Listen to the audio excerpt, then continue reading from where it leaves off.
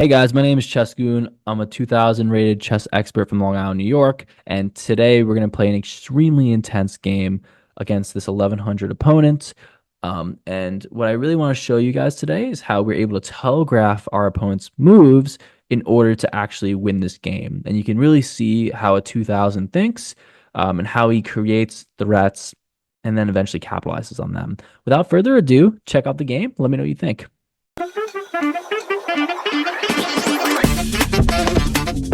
Right, guys, Roto 2000 speed run. Let's go for D4 and see how that treats us. The Horowitz defense. So, like I said, guys, when our opponent doesn't develop aggressively, we'll go ahead and take the center. That's simple opening principle.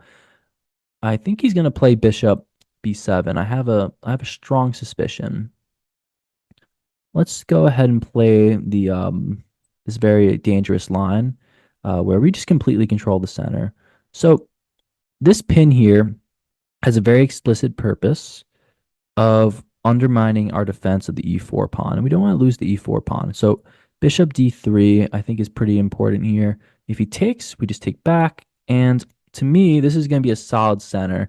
We're going to try to bully him with our center in this game. Let's go knight to e2, since it at the very least helps protect this hole on our c3 pawn. And then we'll castle.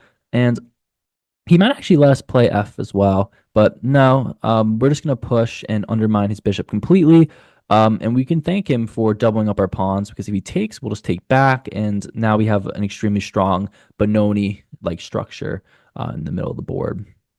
So the last question is the dark square bishop. Maybe a3 targets this pawn weakness. Maybe bishop b2 with the idea of taking and then pushing, and then, but no, let's go bishop a3.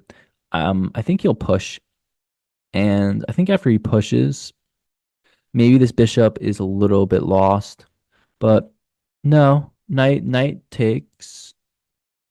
Well, not takes, but maybe we'll take the knight. Maybe we'll take the knight here, because if he doubles up, I don't necessarily have a problem with that. I kind of put my bishop in a bad spot. Let's see if he takes and with which pawn he takes. And then we'll play a4. And then we'll play a4. I think we'll play a4 almost no matter what. Curious as to what he goes for. Hmm. Hmm.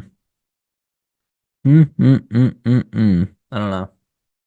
I don't know. I guess he took with the B pawn. Um. Here, here, here. Let's go. Let's go rook b1. This bishop is not ideal. I have a tactic maybe. Maybe rook sacks bishop. And then if the rook takes back, queen takes, but then watch out for queen defense, and then he's defending the rook. And if he does that, not sure how I would react. Let's hold this for now. It stops the pawn from taking, and we do also just have pawn on d takes c, attacking the bishop and threatening this fork in check. So this has tons of tactics for us, and our opponent's development or lack thereof is going to hurt him dramatically, really. So now, do I sack the rook is the question. Do I have a brilliant? If rook takes and queen takes, pawn takes. If rook takes, pawn takes. There's two defenders of this pawn. I'm thinking rook takes, pawn takes. If the rook just gets out of the way and blocks c7. Not that good. Not that good. So maybe that doesn't work just yet. I mean, we still have the pin, and we can still push f4, and maybe that's better. I mean, unless we play just, I don't want to. Nah, we don't need a7. I don't think we need a7. I think we can just go f takes e, and if he takes, then rook takes, and or does knight take? Maybe rook takes though. Rook takes, and we have an open f file, and I think that's gonna be a nice target for us. He's not really that close to castling. He still has to move his knight, and I think, hmm. Okay, take. Yeah, I'll take. I'm fine with taking. I don't know if either way of him taking back is that good. And what if I take with the pawn now? Bishop takes. Um, doesn't work. He's not castling anymore. Notice that though. Notice he's not castling anymore. Maybe. I mean, I don't know. I like this pin. This bishop's useless. This knight could be better. Could be a little bit more ambitious.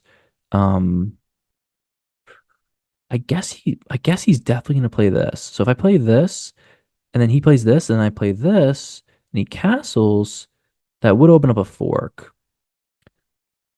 Because I think he's gonna play knight f6. I believe he wants the castle, and then we'll play knight f5.